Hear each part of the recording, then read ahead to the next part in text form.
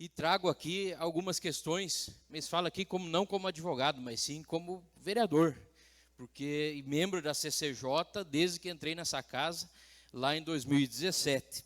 Primeiro ponto, a questão do parecer jurídico. Gente, nós temos aqui como um costume de pedir o parecer jurídico. Quando eu entrei aqui em 2017, a minoria dos projetos pediu parecer jurídico, porque não há obrigação, a obrigação é nossa, de ir atrás da legislação e ler a legislação, né? E a gente tenha como um auxílio, sim, o parecer jurídico, mas não como obrigação.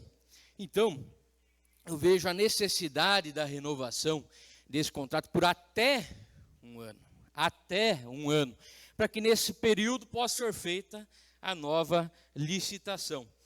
Afinal, todo o processo foi realizado. Tem que parabenizar os servidores do município de Toledo, que economizaram mais de R$1 milhão, que se a gente precisasse contratar uma empresa, teria sido gasto para fazer todo esse processo. O processo foi montado, a audiência foi realizada, o edital foi feito e parou lá no controle interno.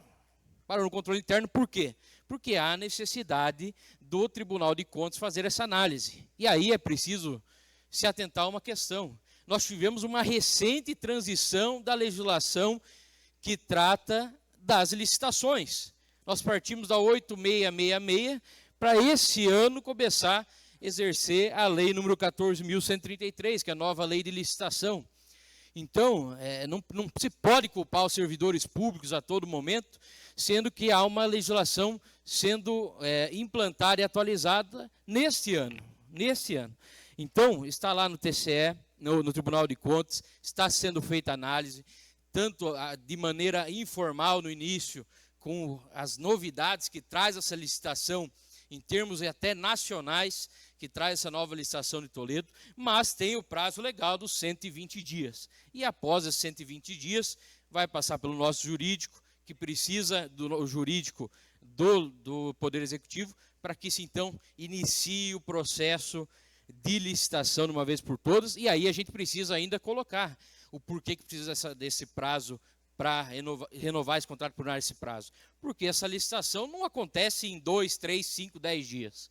Isso vai ter recurso, isso vai ter determinadas séries de questões que vão atrasar. Então a gente precisa desse prazo de pelo menos mais 365 dias para que isso possa acontecer.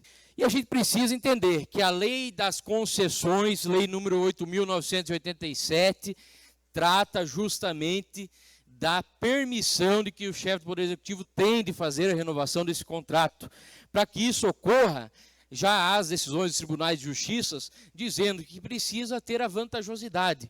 Qual que é a vantajosidade? É a supremacia do interesse público de ter o transporte coletivo funcionando em Toledo.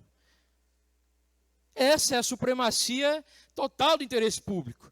Você imagina nós não termos um transporte coletivo funcionando, o caos que vai se tornar essa cidade. Então, quanto à questão do contrato assinado, inclusive, anteriormente, precisa ser assinado, vereador Chumbim, antes.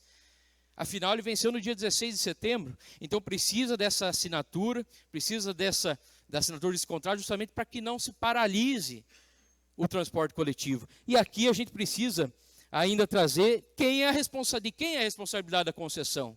A responsabilidade é do município de Toledo. Então não adianta que nós, que somos vereadores do município de Toledo, falar que não é responsabilidade nossa o transporte coletivo parar. É responsabilidade nossa também.